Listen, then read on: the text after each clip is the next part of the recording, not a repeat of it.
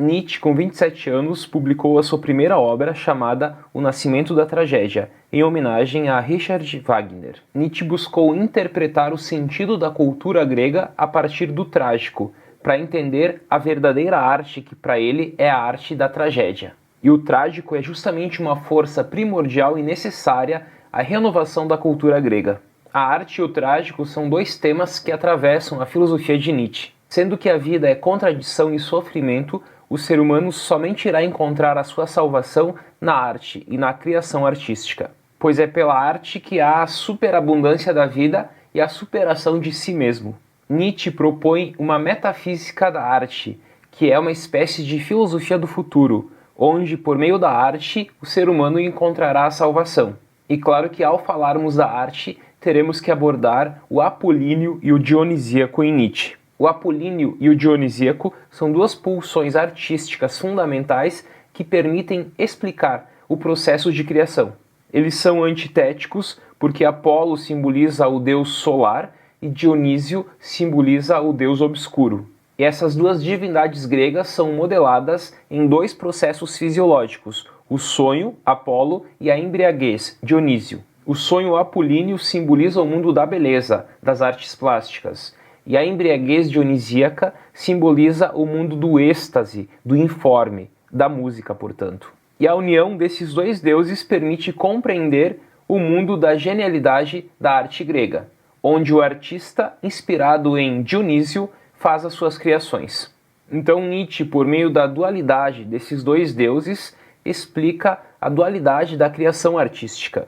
Uma simboliza a bela aparência e o mundo do sonho, a outra simboliza a embriaguez báquica. E essas duas divindades gregas opostas encontram um ponto de equilíbrio, e esse ponto de equilíbrio entre Apolo e Dionísio explica a tragédia grega, o trágico. E Nietzsche vê dessa união o fundamento tanto da existência como do mundo.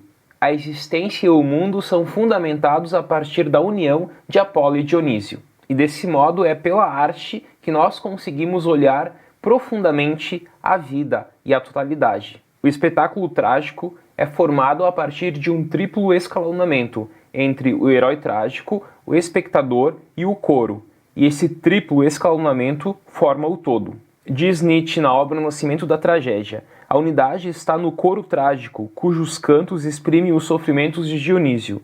Tal é o gênio da tragédia antiga, concebido segundo o espírito da música. Nietzsche deduz uma evolução histórica da tragédia, que vai de Homero e Hesíodo a Eurípides e Sócrates, considerado o homem teórico por ele. E isso em razão da progressiva extinção do coro trágico, que era um elemento essencial para a tragédia grega. Diz Nietzsche, a colocação no segundo plano da música para o diálogo cênico levou naturalmente a um desequilíbrio entre o dionisíaco e o apolíneo, que já anuncia a morte da tragédia antiga.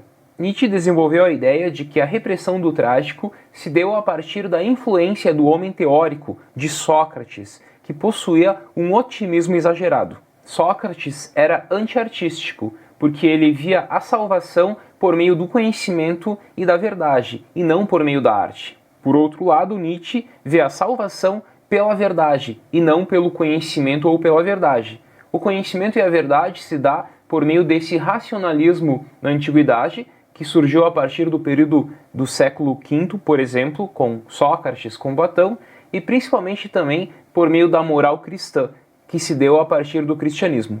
Há aqui então uma inversão de valores, onde a salvação não é mais buscada pela arte, mas é buscada pelo conhecimento e pela verdade. Com Sócrates, a salvação se dá via o conhecimento e via a busca da verdade. E Nietzsche mostra justamente essa decadência do trágico a partir dessa inversão de valores. A arte passa a ser considerada apenas aparência, mentira, e não mais a via da salvação. E Nietzsche vê a decadência da arte grega tão defendida por ele, por meio da civilização da racionalidade, que se dá a partir do período clássico da antiguidade, século V, com Sócrates, com Platão, mas também vê essa decadência da arte grega por meio principalmente da moral cristã, desenvolvida por meio do cristianismo. Há, portanto, aqui, tanto via a racionalidade grega como a moral cristã, uma negação da vida e uma negação dos instintos.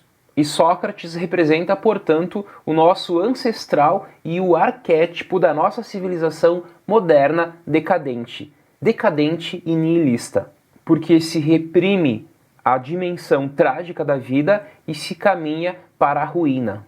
A origem da tragédia antiga abre uma possibilidade de uma civilização superior à nossa, que saberá fazer renascer o trágico e perceber na arte o único remédio.